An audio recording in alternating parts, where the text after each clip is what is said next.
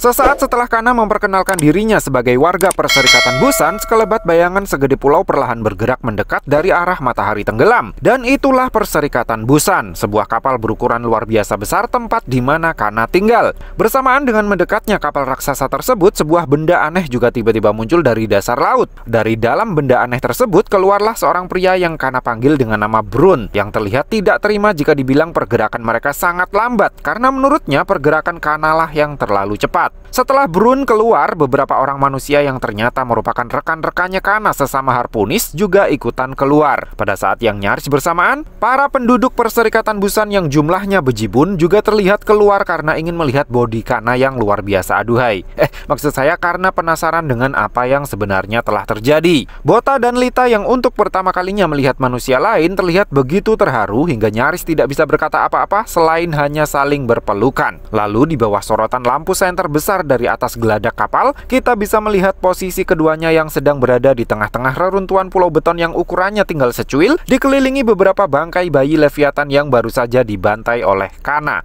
Setelah Bota dan Lita selesai dievakuasi, Kana menyuruh rekan-rekannya untuk menyisir TKP agar jangan sampai ada bayi Leviathan yang berhasil lolos. Kana lalu menghubungi seseorang yang dia panggil Dr. Void yang posisinya sedang menyelam di dasar laut bersama dengan timnya. Si Dr. Void ini terlihat kecewa karena bayi-bayi Leviathan yang dia temukan di sana semuanya sudah dalam kondisi terpotong rapi. Padahal dia sangat berharap setidaknya masih ada satu bayi Leviathan hidup yang bisa dia temukan di sana. Brun yang juga mendengar percakapan tersebut melalui headset langsung menanggapinya dengan mengatakan kalau mustahil Kana akan menyisakan satu ekor monster pun dalam kondisi masih hidup. Dr. Void yang melihat telur-telur Leviathan yang ada di dasar laut dalam kondisi sudah menjadi telur geprek, merasa sangat bersyukur karena kalau mereka semua menetas pasti akan menjadi masalah yang sangat gawat. Namun saat Dr. Void menuduh Kana sebagai pelaku utamanya, Kana bilang bukan dia yang melakukannya. Di sisi lain, Brun yang kelihatannya sedang mencabuti peluru paku dari bangkai si monster, terlihat penasaran dengan spesies monster macam apa mereka. Kok mukanya bisa sejelek itu?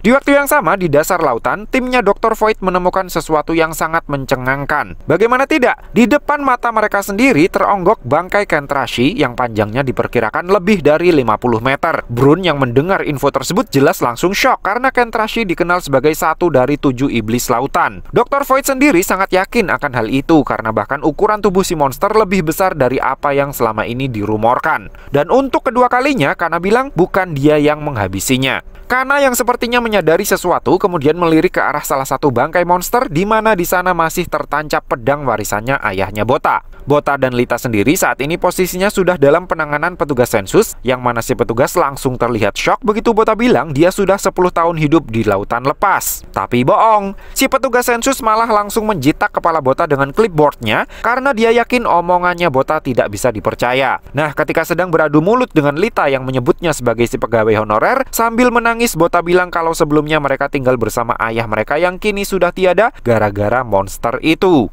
Setelah tahu kalau Bota dan Lita baru saja kehilangan ayah mereka, si pegawai sensus kemudian memperkenalkan diri sebagai petugas yang mengurusi pengungsi yang bernama Kiho Lee. Meski Pak Lee terlihat sudah mulai melunak, tetapi Lita sepertinya masih belum puas memprovokasinya. Sambil mengalihkan perhatian dari Lita, Bota bertanya kepada Pak Lee tentang Kana dan rekan-rekannya. Pak Lee bilang mereka semua adalah harpunis. Mendengar hal itu, Bota akhirnya benar-benar yakin kalau semua yang ayahnya ceritakan dulu bukanlah sekedar dongeng sebelum tidur belaka. Saat Bota sedang mengenang ayahnya itulah Pak Lee bilang kalau Kana bukanlah sekedar harpunis biasa. Dia adalah seorang harpunis dengan 3 bintang, yang mana 3 bintang yang ada di bawah tato harpunisnya menandakan kalau dia sudah membunuh setidaknya 300 monster lautan, karena satu tato bintang mewakili 100 monster yang telah dia habisi. Konon tidak terhitung jumlah harpunis yang mati bahkan sebelum mereka mendapatkan 1 bintang, sehingga 3 bintang di lengan Kana berarti dia sangat luar biasa. Lalu saat mendengar Bota bilang kalau harpunis yang memiliki 6 bintang berarti telah menghabisi 600 monster, Pak Lee langsung tertawa ngakak karena menurutnya itu sangatlah mustahil. Di Perserikatan Busan saja yang paling tinggi hanya memiliki 4 bintang. Bahkan jika beneran ada yang seperti itu, dia pastilah seorang legenda. Mendengar hal itu, Bota langsung tercengang karena ingat ayah mereka memiliki 6 bintang di bawah tato harpunisnya. Setelahnya, Kana memberitahu Pak Lee kalau mereka sudah dapat izin untuk berlabuh. Ketika mengatakan hal itu, Kana yang tidak sengaja menatap mata Bota langsung putar balik untuk menghindarinya. Saat itulah Bota melihat pedang warisan ayahnya akhirnya menempel di bokong Kana. Lalu entah bagaimana ceritanya, tiba-tiba adegan sudah berubah menceritakan tentang sosok Leviathan berjenis kepiting yang dinamai Skutom. Menurut info yang pernah Brun dengar, Harpunis dari Perserikatan Busan sudah menghabisi monster tersebut. Namun kata Kana itu tidaklah benar. Yang sebenarnya terjadi adalah Skutom pergi sendiri karena perutnya sudah kenyang. Dan apa yang dia katakan itu bukanlah sekedar dongeng yang diceritakan oleh para pengungsi saja. Saat itu Kana masih kecil ketika Skutom menyerang kapal mereka dan memangsa orang tuanya beserta para penduduk yang lain. Makanya dia tidak senang ketika ada orang yang menganggap cerita tentang Skutom itu hanyalah sebatas dongeng belaka. Melihat ekspresi Kana yang begitu serius, Brun yakin itu adalah alasan kenapa Kana sangat membenci para Leviathan. Nah, didampingi Pak Li, Bota dan Lita dibawa masuk ke dalam Perserikatan Busan dengan membawa sekardus barang-barangnya yang berhasil diselamatkan. Pak Li bilang, jika mereka ingin tinggal dan menetap di Perserikatan Busan, mereka harus berkelakuan baik dan tidak boleh bikin masalah apapun selama masa percobaan, atau mereka akan dilempar keluar kapal. Lalu melihat kedua anak yatim piatu itu tidak memakai sepatu, yang tentunya itu akan sangat berbahaya mengingat lantai kapal yang sudah banyak yang berkarat, Pak Li yang sudah hampir habis jam kerjanya memutuskan untuk mengajak Bota dan Lita ke pasar terlebih dahulu. Selama perjalanan menuju pasar, kita bisa melihat beberapa bagian kapal yang sangat menarik. Salah satunya ruang barang rongsokan, di mana para pekerja menyortir barang-barang rongsokan yang didapat dari dasar laut untuk digunakan kembali. Dan setelah melewati ruang tempat para mekanik bekerja merawat semacam robot selam, sampailah ketiganya di pasar yang Pak Li janjikan. Tanpa belok ke sana kemari, Pak Li langsung lempeng aja ke toko sepatu, lalu mulai menawar sepasang sepatu untuk Bota dan Lita. Karena Bota pasti tidak punya uang untuk membayar sepasang sepatu yang harganya 30 baut, Pak Li menyuruhnya untuk mengeluarkan benda apa saja yang mungkin bisa dibarter. Setelah menolak jam waker karena dia sudah punya banyak, si pedagang tiba-tiba langsung bersedia memberikan 2 pasang sepatu begitu Bota mengeluarkan sebotol whisky dari dalam kardusnya. Karena tidak tahu whisky itu makanan apa, Bota tentu saja langsung oke gas. Namun Pak Li yang tahu betapa berharganya sebotol whisky itu langsung berteriak memulai lelang agar Bota bisa mendapatkan harga yang fair. Dan jeng-jeng, tidak hanya sepasang sepatu baru, Bota dan Lita juga mendapatkan seabrek barang berharga berkat hasil lelangan sebotol whisky-nya itu. Tahu begitu, Lita merasa menyesal sudah membuang semua whisky yang mereka punya ke laut. Namun kata Bota, itu tidak masalah karena waktu itu mereka lebih butuh botolnya untuk menyuling air tawar ketimbang isinya. Sebelum berpisah, Pak Li berpesan kepada Bota dan Lita kalau satu-satunya hal yang bisa mereka percayai selama di Perserikatan Busan hanyalah uang dan uang. Bagi Pak Li, ruangan yang dia siapkan untuk Bota dan Lita sangatlah kotor dan berantakan. Namun bagi Bota dan Lita, itu adalah kamar yang sangat mengagumkan karena ada kasur dan bahkan jendelanya juga. Sesaat setelah melihat keluar jendela, Lita yang terlihat ketakutan langsung berteriak memanggil Pak Li, si PNS golongan 1D, karena melihat banyak cahaya berkilau di langit. Meski kesal karena disebut sebagai PNS golongan terendah, Pak Li bilang kepada Lita kalau itu adalah cahaya bintang. Dan untuk pertama kalinya, Bota dan Lita akhirnya melihat sesuatu yang selama ini hanya mereka dengar dari cerita ayahnya.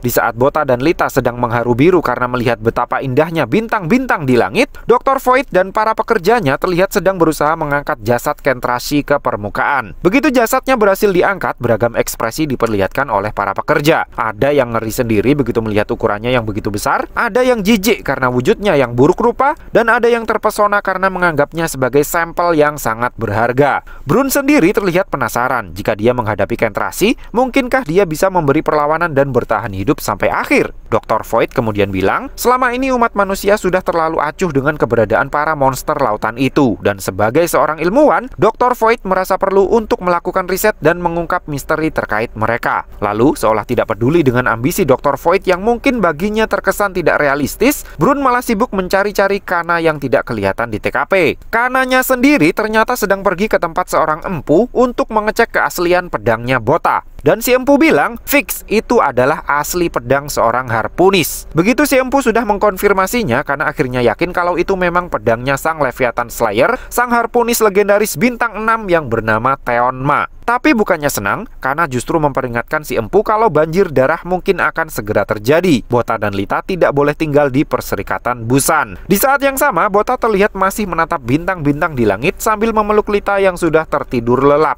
Kata orang, sekarang mereka bisa tidur pulas karena para Harpunis akan selalu ada untuk melindungi mereka. Namun entah kenapa, Bota justru tidak bisa tidur di malam itu. Setelah selesai mandi, Kana terlihat duduk termenung di dekat jendela sambil melamun memikirkan bagaimana satu dari 7 iblis lautan, Kentrashi, bisa berakhir dengan kondisi semengenaskan itu. Dilihat dari luka-luka di tubuh si monster, Kana yakin pertarungannya pasti berlangsung serba kepepet. Jadi apakah Teonma benar-benar yang membunuh Kentrashi itu? Jika iya, untuk apa dia sampai bertindak sejauh itu? Kana kemudian curiga kalau kedua bocil yang dia selamatkan adalah anak-anaknya Teonma, anak-anak yang dia lindungi dengan nyawanya sendiri. Kana kemudian jadi kangen dengan almarhum kedua orang tuanya. Mereka dulunya juga merupakan pengungsi yang bertahan hidup dengan memulung rongsokan dari dasar lautan. Dan bola salju yang ada di kamarnya itu adalah salah satu benda hasil memulung dari dasar laut yang orang tuanya berikan kepadanya saat usianya 14 tahun. Para pengungsi yang tinggal di kapalnya menjual rongsokan itu ke Perserikatan Busan untuk ditukar dengan sembako. Dan salah satu mimpi terbesar para pengungsi itu adalah suatu hari nanti mereka akan bisa menjadi warga tetap di Perserikatan Busan, karena terus hidup sebagai pengungsi sangatlah berat.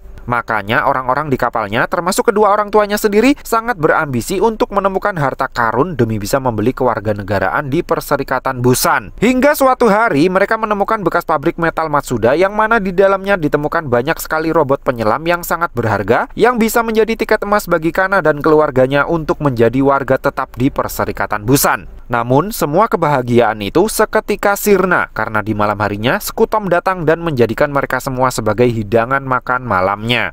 Ketika Sekutom menyerang, para pengungsi sama sekali tidak bisa berbuat apa-apa melihat monster itu secara prasmanan memangsa saudara-saudara mereka, termasuk diantaranya ibunya Kana. Kana sendiri mengalami luka permanen di mata kirinya dalam insiden tersebut. Dengan menggunakan senjata seadanya, para pengungsi mencoba melawan balik. Namun karena saking kerasnya kulit tubuhnya Sekutom, ayunan kapak dan berbagai sajam lainnya dari para pengungsi sama sekali tidak bisa, bahkan untuk hanya sekedar menggoresnya. Selain itu, Sekutom ini ternyata juga punya kemampuan untuk menembakkan semacam duri tajam dari tubuhnya yang kemudian dia pakai untuk menghabisi mereka yang berusaha kabur dengan menaiki perahu. Nah, begitu menemukan Kana sedang bersembunyi sendirian, ayahnya langsung membawanya masuk ke ruang komunikasi kapal. Melalui sambungan radio, ayah Kana mencoba menghubungi Perserikatan Busan untuk meminta pertolongan. Namun sepertinya tidak ada jawaban sama sekali dari perserikatan tersebut, sehingga alih-alih dikirimi sekompi harpunis untuk menghadapi si monster, jeritan malam dari para pengungsi itu hanya sampai ke telinga seorang harpunis yang sedang memancing sendirian sambil ngemil cumi kering yang tidak lain adalah Teonma. Melalui saluran radio yang ada di sebuah perahu yang terombang-ambing di tengah lautan dalam kondisi yang sangat mengenaskan, suara permintaan tolong dari ayahnya Kana akhirnya sampai ke telinga Teonma yang sedang memancing sendirian. Di sisi lain, Perserikatan Busan yang akhirnya merespon justru memberi tanggapan yang bikin sakit hati. Mereka bilang yang intinya melindungi para pengungsi bukanlah kewajiban mereka. Lalu dengan tanpa basa-basi, staf Kominfo Busan itu langsung menolak permintaan bantuan dari ayahnya Kana dan menutup sambungan radio begitu saja. Keapesan ayahnya Kana pun tidak cukup sampai di situ. Selesai laporannya ditolak, capitnya Sekutom tiba-tiba langsung mengunboxing atap ruang komunikasi dan memilihnya sebagai hidangan selanjutnya. Setelah sang ibu, kini sang ayah juga tewas dimangsa si monster biadab. Kana yang seketika langsung mengalami shock berat, kemudian hanya bisa pasrah ketika gilirannya untuk menjadi hidangan penutup bagi Sekutom tiba. Namun di saat dunianya serasa sudah mau berakhir, seseorang tiba-tiba datang menyelamatkan Kana. Orang tersebut tentu saja adalah Teonma yang langsung memberinya wejangan untuk jangan semudah itu menyerah kepada hidup. Setelah menitipkan Kana kepada seorang om-om yang sempat salah mengira kalau Perserikatan Busan akhirnya mengirimkan sekompi harpunis untuk menyelamatkan mereka, Teonma menyuruh keduanya untuk segera naik sekoci dan kabur begitu dirinya membuat sibuk si monster kepiting. Lalu Teonma yang saat itu masih seorang harpunis bintang 5, seorang diri menantang duel Sekutom meski ragu apakah pedangnya nanti akan mampu menghancurkan kulit kerasnya si monster atau tidak. Sambil menghindari ayunan capitnya Sekutom, Teonma memutus tali skoci sehingga sekarang Kana dan si om bisa kabur menggunakan itu. Selanjutnya dia mengayunkan pedangnya sekuat tenaga untuk menyerang tubuh si monster, tetapi hasilnya zong. Maka dari itu Teonma memutuskan untuk meningkatkan output serangan pedangnya hingga ke level maksimal, lalu mulai mencoba menyerang lagi. Hasilnya satu ayunan pedangnya berhasil membuat kulit Sekutom sedikit retak dan si monster terlihat merasa kesakitan. Teonma yang melihat begitu banyak mayat bergelimpangan kemudian tersulut emosinya dan mulai menyerang si monster secara membabi buta. Kana dan si om yang masih belum kabur juga terlihat begitu takjub melihat bagaimana cara Teonma bertarung. Kana benar-benar tidak menyangka ada seorang manusia yang bisa bertarung melawan seekor monster sendirian bahkan tanpa terlihat ada rasa takutnya sama sekali. Teonma sendiri yang melihat mulai ada retak-retak di bagian tubuh si monster melihatnya sebagai sebuah peluang untuk bisa benar-benar memotongnya. Dan dia pun kembali melancarkan serangan secara bertubi-tubi untuk merealisasikan rencananya itu. Sesuai prediksinya, tebasan pedangnya Teonma kali ini benar-benar berhasil memotong lengan capitnya Sekutom hingga menjadi beberapa irisan. Selanjutnya, Teonma mengganti tabung gas pada pedangnya dan berniat mendeportasi si monster ke akhirat sesegera mungkin karena itu adalah tabung gas terakhirnya. Tapi alih-alih menghadapi Teonma secara jantan seperti sebelumnya, Sekutom justru mulai menghancurkan kapal, mencabut mesin utamanya lalu melemparnya ke arah Kana dan si Om. Hal itu membuat Teonma jadi semakin bernafsu untuk segera menghabisinya. Sementara itu melihat Kana yang terjepit di sela-sela reruntuhan, si Om yang ketakutan malah buru-buru kabur meninggalkannya. Di waktu yang sama, Teonma yang awalnya terlihat sangat bernafsu untuk mengoploki si Sekutom merasa ada yang aneh dengan tingkah pola si monster yang tiba-tiba berhenti melawan balik. Saat dirinya sedang kebingungan itulah si Om-Om yang meninggalkan Kana sendirian terlihat berlari keluar dari dalam kapal dengan ekspresi seorang pecundang sejati. Oleh karena merasakan dan melihat tubuh Sekutom mulai bergetar, Teonma yang sepertinya menyadari sesuatu yang sangat buruk akan segera terjadi, langsung berteriak menyuruh si Om-Om untuk segera tiarap. Setelah bergetar beberapa waktu, duri-duri tajam yang ada di tubuh luar Sekutom serentak lepas kendali meluncur ke segala arah. Teonma yang posisinya tepat di depan Sekutom tidak bisa menghindar sepenuhnya sehingga tangan kanan dan kaki kirinya tertembus durinya si monster kepiting. Yang lebih naas lagi, si Om-Om yang lari meninggalkan Kana tertembus di bagian vitalnya sehingga nyawanya sudah tidak bisa terselamatkan lagi. Lalu saat Teonma sedang bersusah payah mencabut duri yang menembus kaki kirinya, si Sekutom yang durinya terlihat sudah mulai tumbuh lagi langsung mengarahkan capitnya ke arah Teonma. Oleh karena duri yang menancap di kakinya sudah berhasil dicabut, Teonma jadi bisa sedikit bermanuver ke atas lalu berpegangan pada salah satu duri di capitnya Sekutom dan memanfaatkan pergerakan tangannya si monster itu untuk memaksa tangannya lepas dari paku salib meskipun harus berakhir bolong. Setelah itu dengan sisa-sisa tenaganya, Teonma melompat dan berputar sangat kencang seperti gerinda untuk memangkas cangkangnya Sekutom. Dilanjut dengan serangan membabi buta yang membuatnya kurang waspada sampai-sampai bisa kena tabok capitnya Sekutom. Teonma yang masih selamat meski sempat terguling-guling terlihat sudah tidak seoptimis sebelumnya lagi. Selain karena tubuhnya yang terluka, tabung gas untuk tenaga pedang harpunisnya juga sudah kehabisan stok.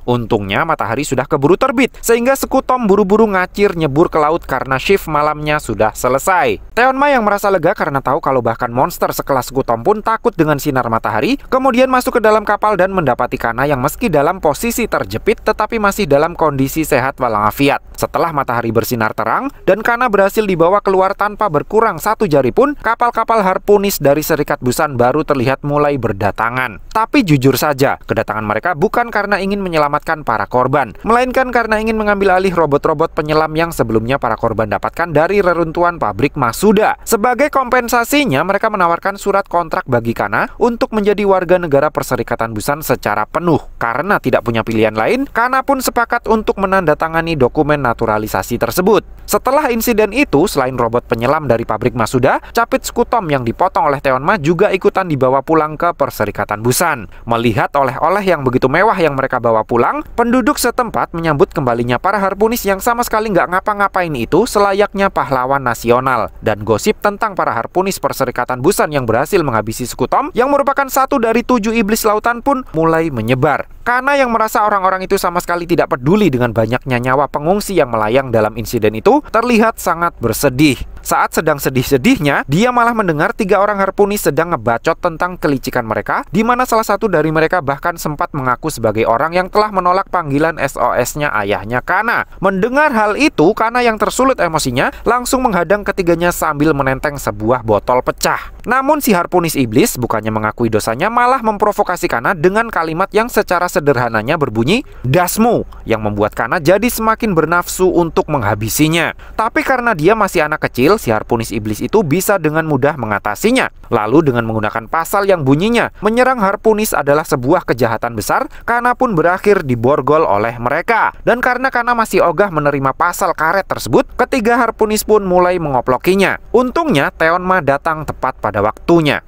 Meski masih dalam masa penyembuhan, tapi satu serangan dari Teonma berhasil melempar ketiga harpunis iblis menjauh dari Kana. Meski begitu, ketiganya masih enggan mengaku salah dan malah ingin melanjutkan aktivitas memalukan mereka. Namun begitu Teonma memancarkan karisma harpunis sejatinya, sampai-sampai tongkat kruknya hancur lebur tidak tersisa, nyali ketiganya langsung ciut. Salah satunya kemudian menyuruh si harpunis paling iblis yang ternyata bernama Dohu untuk mundur saja. Tapi emang dasar iblis, si Dohu yang merasa punya jabatan ini masih sempat-sempatnya mengancam Teonma saat mau pergi. Setelah kejadian itu, Teonma bilang kepada Kana kalau meski yang dihadapi bukan monster, tetapi hidup di Perserikatan Busan tetap sama dengan hidup di kapal pengungsi. Yang kuat menindas yang lemah. Untuk itu, Teonma menyuruh Kana untuk menjadi lebih kuat jika ingin bisa terus bertahan hidup. Lalu tanpa disangka-sangka, Kana malah bilang kepada Teonma kalau dia ingin menjadi seorang harpunis. Bahkan jika jalan yang harus dilalui mungkin bisa membuat nyawanya melayang sekalipun, dia tidak peduli. Karena tekad Kana untuk bisa menghabisi semua leviatan yang ada di muka bumi sudah sangatlah bulat. Dan karena untuk menjadi seorang harpunis tidak ada syarat harus keturunan ningrat atau umum, Kana akhirnya benar-benar bisa join dengan pasukan pembasmi monster tersebut. Kana yang kini sudah menjadi harpunis papan atas merasa sangat berhutang budi kepada Teonma. Dan dia pun mulai berpikir, jangan-jangan Teonma sengaja mengirim anak-anaknya ke Perserikatan Busan, sehingga Kana kini bisa membalas hutang budinya itu. Di pagi hari, saat matahari baru mulai terbit, sebuah pengumuman menggema di seantero Perserikatan Busan yang intinya menyuruh para warganya untuk cepat-cepat bekerja lagi. Namun yang masih belum dapat pekerjaan seperti Bota, ya masih mencari-cari lowongan dulu. Nah, setelah ditolak di bagian bongkar muat dan penyortiran besi rongsokan, Bota mulai berpikir bagaimana kalau dia melamar di tempat yang tidak membutuhkan kekuatan fisik saja karena tubuhnya kan masih kecil. Tapi siapa sangka, Bota langsung ditolak di bagian kuliner karena mereka tidak menerima pekerja dari kalangan pengungsi. Meski begitu, Bota tetap ikhlas memberikan sedikit rezekinya kepada seorang pengemis tua yang dia temui. Karena tersentuh dengan kebaikan hatinya Bota, si pengemis tua pun memberinya beberapa butir biji benih tanaman harapan. Balik ke kamarnya, Bota mulai menghitung pengeluarannya dalam seminggu dan ternyata dia sudah menghabiskan separuh di antaranya. Karena kata Pak Li, dia dan Lita bisa di-kick dari Perserikatan Busan kalau tidak bisa membayar pajak, Bota bertekad untuk segera mendapatkan pekerjaan. Namun karena mencari pekerjaan di zaman sekarang sulit, Bota meminta Lita untuk memangkas anggaran makan mereka saja. Lita yang kesal karena Bota malah membuang-buang uang untuk beberapa butir benih yang aneh, langsung merasa tidak rela jika jatah ikannya harus dipotong. Sehingga dia langsung berteriak menyuruh Bota meminta bantuan Pak Li yang kebetulan mampir ke kamarnya. Pak Li kemudian memutuskan untuk menggunakan orang dalam agar Bota bisa mendapatkan pekerjaan. Dan berkat kebaikan hatinya itu, Bota akhirnya diterima bekerja di bagian perawatan saluran pipa ledeng setelah Pak Li sedikit melakukan speak-speak kepada mandornya. Sebelum berpamitan, Pak Li sekali lagi memperingatkan Bota kalau di lautan mungkin yang paling mengerikan adalah leviatan. Namun di Perserikatan Busan yang paling mengerikan adalah kemiskinan. Camkan itu, nak. Begitu Pak Li pergi, Pak Mandor langsung memanggil Bota untuk segera bekerja. Dan tugas pertama yang dia kerjakan langsung memberinya hadiah seabrek menceretan manusia dibayar tunai. Kata salah satu teknisi yang bekerja di sana, di dalam blueprint saluran pipa sama sekali tidak ada keterangan terkait pipa pembuangan kotoran tersebut. Blueprint yang dia pegang sama sekali tidak klop dengan fakta di lapangan. Namun Pak Mandor bilang adalah tugas mereka untuk membuatnya klop dengan blueprintnya. Kata Pak Mandor, jangankan blueprintnya yang nggak cocok, spare part yang ada saat ini pun tidak ada lagi yang cocok dengan kapal mereka yang sudah berusia 100 tahunan itu. Nah, nama si Pak Mandor ternyata adalah Huorong, dan dia sudah bekerja merawat perpipaan Perserikatan Busan selama 40 tahun. Pak Huorong bilang kapal yang mereka tinggali itu dibuat pada zaman saat masih ada daratan. Pada zaman itu, manusia bahkan bisa membuat kapal yang ukurannya jauh lebih besar lagi. Namun pada suatu hari, tabrakan dengan komet tidak bisa terhindarkan. Lalu bongkahan-bongkahan es mulai berjatuhan ke bumi setelah komet tersebut menabrak bulan. Sejak saat itulah hujan terus turun tanpa henti selama 70 tahun yang menyebabkan permukaan air laut terus naik gila-gilaan. Pada saat permukaan air laut semakin cepat naiknya, orang-orang mulai menggabungkan satu kapal dengan kapal yang lain dan Perserikatan Busan pun terbentuk dengan harapan suatu hari nanti mereka akan bisa kembali ke Busan lagi. Oleh karena usia kapal mereka lebih tua dari usia Pak Huorong, jika mereka tidak merawatnya dengan benar, bisa saja kapalnya akan tenggelam. Bota yang akhirnya tahu kalau dia dan Lita bisa tinggal di kapal berkat kerja keras dari para teknisi pipa tersebut, jadi semakin termotivasi untuk bekerja dengan giat dan benar. Tidak lama setelah itu, ujian pertama pun terjadi. Saluran pipa nomor 3 tersumbat, menyebabkan air meluap dan mulai membanjiri lambung kapal. Celakanya, saluran pipa tersebut posisinya terlalu dalam, sehingga untuk bisa membersihkan sumbatannya, mereka harus membongkar saluran pipa yang lain yang bisa saja dampaknya justru malah lebih parah. Nah, di saat Bota sedang berjibaku dengan pipa air yang bocor, Lita yang baru saja selesai bersih-bersih kamar, kedatangan tamu tidak diundang, yang mana tamunya itu mengaku kenal dengan ibunya Lita, karena dia adalah Dohu, si harpunis iblis yang mengaku-ngaku sebagai temannya bapaknya Lita. Di saat Lita sedang disepik-sepik oleh Dohu, bagian perpipaan sudah mulai terendam oleh air yang menyembur dari pipa-pipa yang bocor. Jika ketinggian air terus naik hingga mencapai ruang mesin, maka tamatlah perserikatan Busan. Maka dari itu Pak Hworong memutuskan akan masuk ke saluran pipa nomor 3 untuk memperbaikinya sendiri. Namun kata salah satu anak buahnya, hal itu mustahil untuk dilakukan karena ukuran pipanya terlalu kecil untuk dimasuki oleh Pak Hworong. Bota yang mendengar masalah itu kemudian menawarkan diri untuk menggantikan Pak Hworong masuk ke dalam saluran, karena faktanya memang hanya Bota saja yang ukuran tubuhnya cukup untuk masuk ke dalam saluran tersebut. Meski Pak Hworong sebenarnya tidak setuju, tetapi tanpa banyak drama, Bota langsung menyelam sambil membawa sebuah senter waterproof. Dengan tubuh kecilnya, Bota berhasil masuk ke saluran nomor 3, namun di ujung saluran tersebut, Bota sedikit mengalami kesulitan untuk menemukan pipa yang mana yang harus diperbaiki. Di saat yang sama, para teknisi yang sangat khawatir dengan keadaannya Bota kemudian disuruh oleh Pak Hworong untuk melakukan sesuatu. Di dalam air, Bota yang bingung harus masuk ke saluran pipa yang mana, tiba-tiba mendengar suara dari salah satu lubang pipa. Ternyata Pak Hworong dan para teknisi yang lain sengaja memukul-mukul pipa dari luar untuk memberitahu jalur mana yang harus Bota ambil. Berkat itu, Bota akhirnya berhasil menemukan ujung pipa yang tersumbat oleh sampah dan segera membereskannya.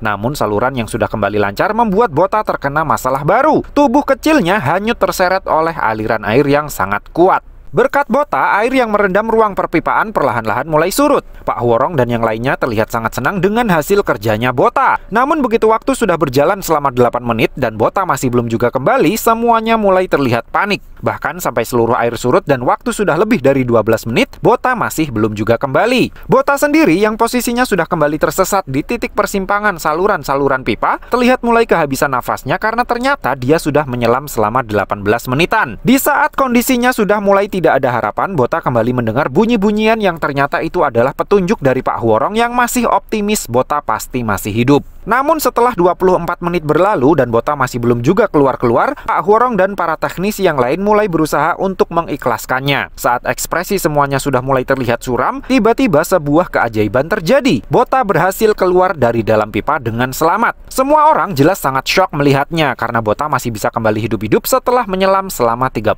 menitan. Dan dari semua orang yang ada di sana, Pak Hworong jadi yang paling bahagia menyambut kembalinya Bota. Setelah kejadian itu, Pak Hworong resmi mengakui Bota sebagai anggota timnya yang baru. Bota jelas sangat senang mendengarnya, tapi salah seorang teknisi yang nyeletuk tentang matinya seorang teknisi yang bernama Mickey dalam insiden sebelumnya membuat suasana yang menggembirakan itu seketika berubah menjadi menegangkan. Tapi whatever lah, karena Pak Hworong buru-buru bilang, "See you tomorrow, Bota." Bota yang merasa sangat senang karena disambut baik di hari pertamanya bekerja, kemudian pulang dengan membawa banyak makanan untuk Lita. Namun begitu masuk ke dalam kamarnya, dia mendapati Lita duduk sendirian di tengah ruangan dengan ekspresi yang sangat mencurigakan. Tidak lama berselang, Lita berteriak menyuruh Bota untuk segera lari, tapi Dohu sudah keburu berhasil menangkapnya. Dohu bilang dia benar-benar surprise begitu membaca ada nama Botama tercantum dalam daftar pendatang baru. Dohu ternyata hafal betul kalau Botama adalah nama dari anak sulungnya Teonma. Karena mendengar kabar kalau Teonma sudah mati, Dohu jadinya punya nyali untuk balas dendam kepada anaknya Teonma. Kepada Bota, Dohu bilang kalau Teonma adalah pengkhianat perserikatan Busan. Bota tentu saja tidak terima ayahnya dibilang begitu karena yang dia tahu ayahnya adalah seorang harpunis yang melindungi orang-orang. Namun Dohu dengan argumennya yang entah benar atau tidak mengatakan kalau alasan sebenarnya kenapa Bota dan Lita tidak pernah bertemu dengan manusia lain selama 10 tahun lamanya adalah karena Teonma memang sedang kabur dari kejaran perserikatan Busan. Dohu kemudian menunjukkan tangannya yang sudah diganti dengan besi rongsokan dan mengklaimnya sebagai hasil dari perbuatan jahatnya Teonma 10 tahun yang lalu. Kata Dohu, Teonma sudah menghabisi begitu banyak harpunis perserikatan Busan dan memicu sebuah revolusi. Dan untuk membayar semua perbuatan ayahnya itu, Dohu bermaksud mengeksekusi Bota dan Lita dengan tangannya sendiri. Namun saat jari-jari rongsokannya Dohu hendak mencabik wajahnya Bota, terdengar sebuah pengumuman darurat. Semua harpunis diharapkan untuk segera bersiap di posisi tempur mereka masing-masing karena ada Leviathan yang datang menyerang. Dan monster laut yang mengerikan itu ternyata sampai ke perserikatan Busan karena mengejar beberapa buah kapal pengungsi yang ingin mencari pertolongan ke perserikatan tersebut. Segerombolan Leviathan yang wujudnya menyerupai belut listrik raksasa menyerang dan menyantap para manusia yang mereka kejar. Meski sempat berusaha melawan dengan persenjataan yang mereka punyai, dalam sekejap satu kapal beserta semua penumpangnya habis menjadi makan malam bagi para Leviathan itu. Sementara dua kapal sisanya bergerak dengan kecepatan maksimal menuju ke perserikatan Busan yang sudah terlihat di depan mata mereka. Dohu yang juga seorang harpunis terpaksa menunda kesenangannya karena panggilan tugas tersebut. Namun sebelum pergi, Dohu berjanji akan menjadikan perserikatan Busan sebagai neraka dunia bagi Bota dan Lita. Dan dia pun mengunci pintu ruangan dari luar agar kedua bocil tersebut tidak bisa kabur kemana-mana. Di waktu yang sama, Kana dan tim harpunisnya sudah mulai bergerak untuk menghadapi si monster. Dengan peralatan dan persenjataan masing-masing, mereka semua bergerak mengikuti arahan dari Kana dan langsung meluncur ke TKP. Brun yang mendapatkan tugas untuk melindungi kapal pengungsi, kemudian menggunakan sarung tangan besi yang menempel di motor bootnya, lalu melompat sangat tinggi dan langsung meluncur untuk mengoplok salah satu monster belut yang sudah siap untuk mencaploknya.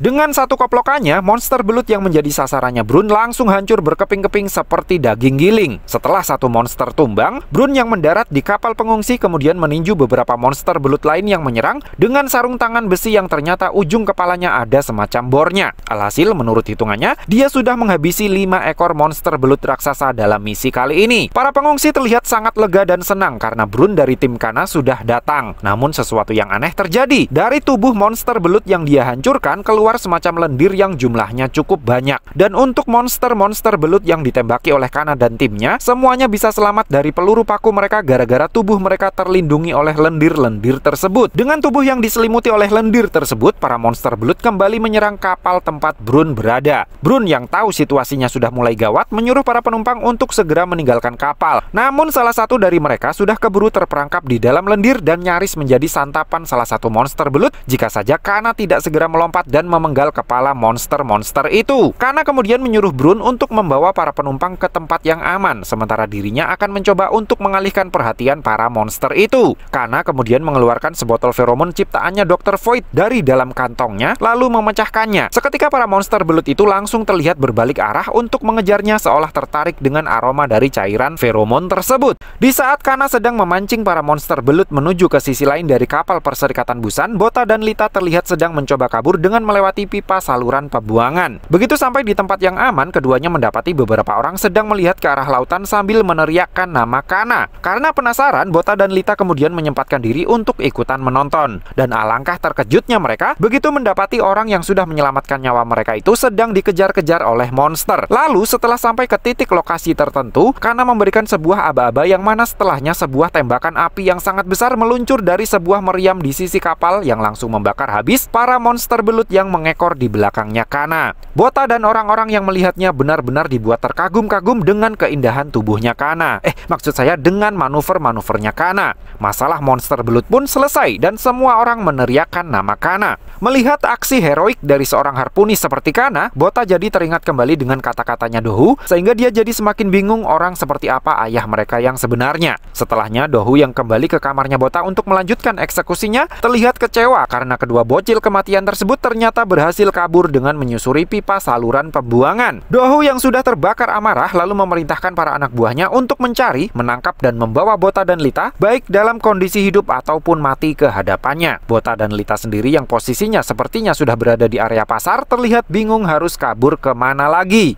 Bota dan Lita terlihat panik begitu mendengar ada yang bilang kalau para harpunis sepertinya sedang mencari seseorang. Berpikir kalau yang para harpunis cari itu adalah mereka berdua, Bota langsung menarik tangan Lita untuk mengajaknya pergi. Tetapi dia sendiri bingung harus kabur kemana. Lalu ketika melihat dua orang berseragam harpunis sedang celingukan, Bota menyuruh Lita untuk pura-pura tidak melihatnya. Saat itulah terdengar teriakan kalau orang yang mereka cari sudah ketemu. Ternyata orang itu adalah si nenek pengemis yang sebelumnya memberi Bota biji tanaman yang akan dideportasi keluar kapal karena sudah 3 bulan tidak membayar pajak. Kata seorang wanita yang berdiri di dekat Bota, nenek itu akan ditaruh di atas sebuah rakit lalu dibiarkan terombang-ambing di tengah lautan yang mana endingnya sudah bisa ditebak. Dia akan berakhir dimakan Leviathan. Nah, ketika si nenek akan diseret keluar pasar, seorang pria mencoba menolongnya dengan mengatakan kalau dia akan membayarkan pajak si nenek bulan ini. Masyarakat di sekitarnya kemudian serentak menyoraki si harpunis karena menganggap mereka sangat tidak humanis. Ketika situasi sedang hangat-hangatnya, Dohu muncul. Lalu dengan pidatonya yang sok bijaksana, dia memarahi si pria penolong dan menganggapnya sudah mencoba untuk melawan undang-undang Perserikatan Busan. Dohu bilang jika bulan ini si pria bersedia membayari pajak si nenek, apakah bulan-bulan setelahnya dia akan terus membayarinya? Melihat si pria bingung harus menjawab apa, Dohu dengan gaya sok jenderalnya mengatakan kalau Perserikatan Busan pasti sekarang sudah tenggelam jika isinya adalah orang-orang yang tidak mampu membayar pajak. Mendengar gertakannya si Dohu, para warga sipil terlihat langsung terdiam 1000 bahasa. Bota sendiri langsung terbayang akan cerita cerita-cerita ayahnya terkait para Harpunis yang katanya berjiwa patriotis, yang kenyataannya justru sangat kapitalis. Dan eksekusi si nenek pun akhirnya tetap dilanjutkan tanpa ada lagi yang berani menginterupsinya karena pidato sesatnya si Dohu. Dengan nada menggelegar, Dohu berteriak kepada semua orang kalau peraturan dibuat untuk melindungi kepentingan rakyat dan Harpunis ada untuk memastikan semua orang mematuhinya. Bota yang tidak sependapat dengan pemikiran Dohu yang menurutnya sesat itu, tanpa ada takut-takutnya langsung berteriak menyuruh para Harpunis itu untuk melepaskan si nenek. Karena berdasar dari apa yang ayahnya ceritakan, para Harpunis sejatinya adalah para kesatria lautan yang ada untuk melindungi semua orang. Dengan nada yang tidak kalah menggelegar, Bota bilang, oknum-oknum seperti Dohu dan kroninya tidak pantas menyebut diri mereka sebagai seorang Harpunis. Dohu yang emosi tanpa basa-basi langsung mengoplok Bota sekuat tenaga, dan tidak ada seorang pun yang berani menyelanya saat Dohu mulai menendanginya. Menurutnya, Perserikatan Busan bisa terus eksis karena para Harpunis menjalankan tugasnya dengan baik sebagai pelindung perserikatan. Namun kata Bota, Perserikatan Busan bisa terus eksis bukan karena keberadaan Harpunis korup seperti mereka, melainkan karena semua orang telah bekerja keras sesuai dengan tupoksi mereka masing-masing dan senantiasa saling membantu satu sama lain. Harpunis busuk seperti mereka hanyalah para tikus yang bersembunyi di dalam kapal dan berlagak sok paling penting dan berkuasa.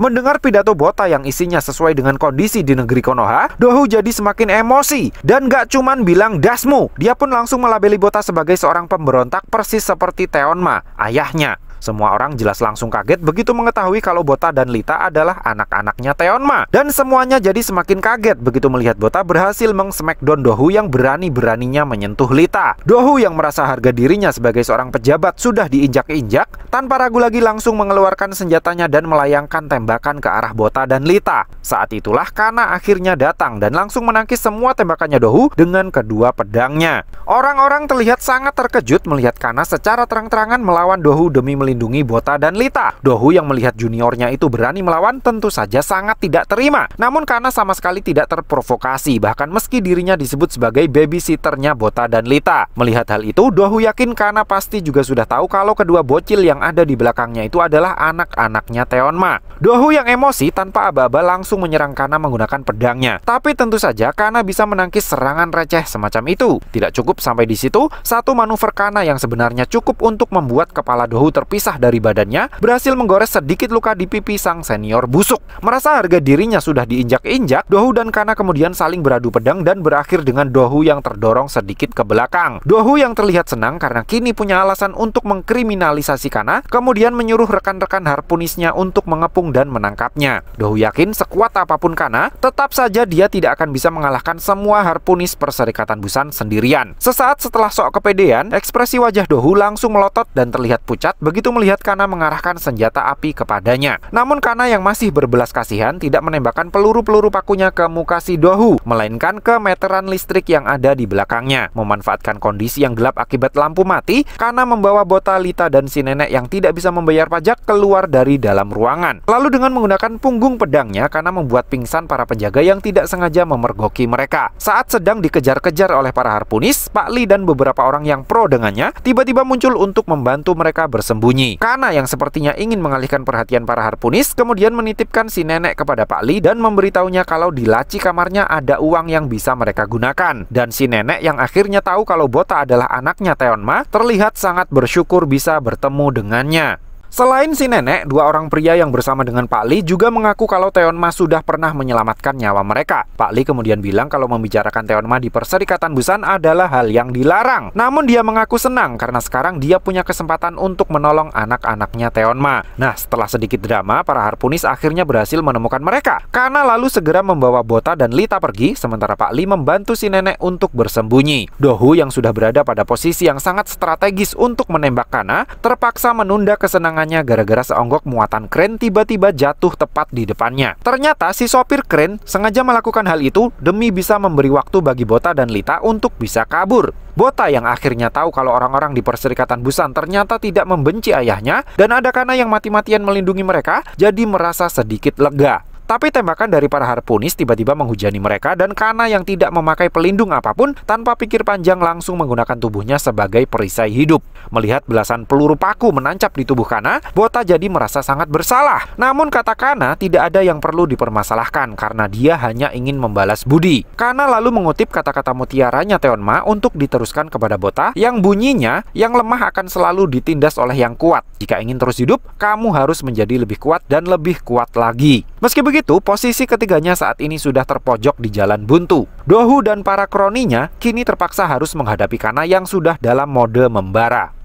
Dengan terpaksa, Dohu pikir kali ini mereka harus habis-habisan agar bisa mengalahkan Kana. Namun Kana sepertinya punya rencana lain. Dia bilang di belakangnya ada sebuah kren yang tepat di bawahnya ada sebuah kapal yang akan mereka gunakan untuk kabur. Sehingga dia menyuruh Bota dan Lita untuk secepat mungkin pergi ke sana, sementara dirinya akan melindungi mereka dari belakang dan akan segera menyusul setelahnya. Lalu dengan manuver-manuvernya yang sangat ciamik, Kana melompat dan melumpuhkan harpunis amatir yang berada pada posisi sniper. Selanjutnya, dia langsung melesat maju ke arah Dohu dan kroni-kroninya yang sudah tidak ragu lagi untuk membombardirnya dengan tembakan senjata api. Kemudian dengan menggunakan plat besi besar yang sebelumnya jatuh dari atas, Kana meluncur lurus ke arah Dohu lalu menghilang entah kemana sesaat sebelum Dohu mengayunkan pedangnya. Kana yang ternyata melompat ke atas lalu meluncur dengan cepat ke arah Dohu dan sukses membuat si harpunis nyungsep dengan tangan besi yang nyaris putus. Kroni-kroninya yang berniat membantu kemudian juga dibuat nyungsep dan pingsan secara berjamaah. Melihat bagaimana Kana menari-nari, para harpunis yang ngeri sendiri benar-benar tidak percaya kalau wanita yang sedang mereka hadapi itu benar-benar seorang manusia sama seperti mereka. Namun karena Kana hanya memakai punggung pedangnya saja untuk membuat anak buahnya Dohu pingsan, Dohu masih optimis kalau pada akhirnya nanti Kana tetap tidak akan bisa melindungi apapun.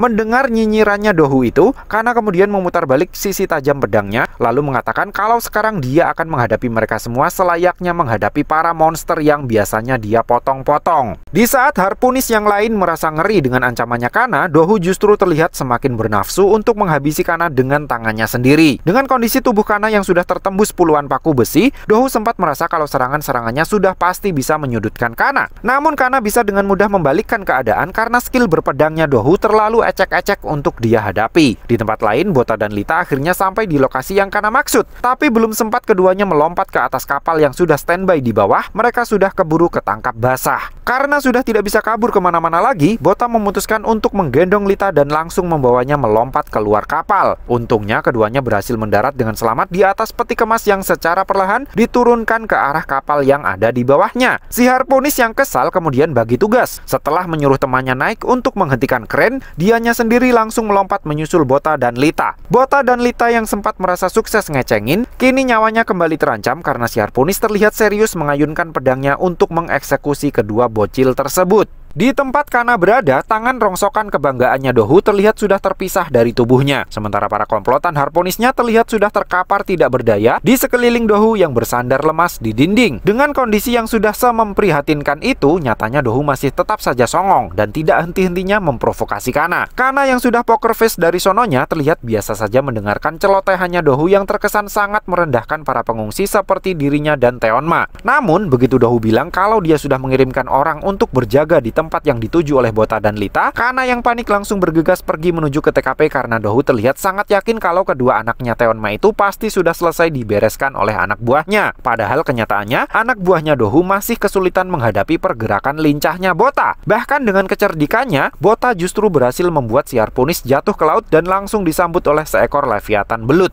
Di saat keduanya merasa ngeri melihat ada monster di bawah mereka, Kana akhirnya datang. Namun saat ketiganya bersiap untuk melompat ke atas kapal, sebuah meriam yang terpasang di pinggiran kapal tiba-tiba aktif dan langsung menembak ke hancur kapal yang akan mereka naiki. Selesai tertawa puas karena sudah membuat Bota, Lita, dan Kana pupus harapannya untuk kabur, Dohu yang mengaku membenci Kana sejak dulu kemudian memberi aba-aba kepada para harpunisnya untuk serentak menembaki mereka. Meski Kana mati-matian melindungi mereka dari hujan paku, tetapi pada akhirnya ketiganya terjun bebas ke dalam lautan yang baru saja terlihat ada seekor leviatan berkeliaran di sana. Dohu yakin monster laut akan membereskan Kana dan kedua anaknya Teonma untuk mereka, sehingga dia merasa semuanya sekarang sudah selesai. Sementara itu di dalam laut, sesuatu yang sangat besar terlihat bergerak mendekat ke arah Kana, Bota, dan Lita. Namun itu bukanlah seekor monster laut, melainkan kapal selam dari timnya Kana. Di dalam kapal selam, seseorang yang mengenakan helm full face bertanya kepada Brun, apakah membiarkan kapalnya hancur juga bagian dari rencana mereka. Brun sendiri mengaku tidak yakin akan hal itu, tetapi dia pikir itu adalah satu-satunya jalan untuk membuat Dohu dan yang lainnya berpikir kalau Kana dan dua anaknya Teonma sudah tewas. 4 tahun kemudian, di suatu tempat yang disebut dengan Port Oasis, sebuah pulau beton yang terlihat begitu tenang dan harmonis, pedang harpunisnya Teonma terlihat tertancap di sebuah puing-puing bangunan di pinggir lautan. Dan seseorang yang kemudian mencabutnya adalah Botama yang kini sudah berusia 17 tahun, yang penampilannya terlihat sangat mirip dengan Teonma tetapi tanpa kacamata tebalnya.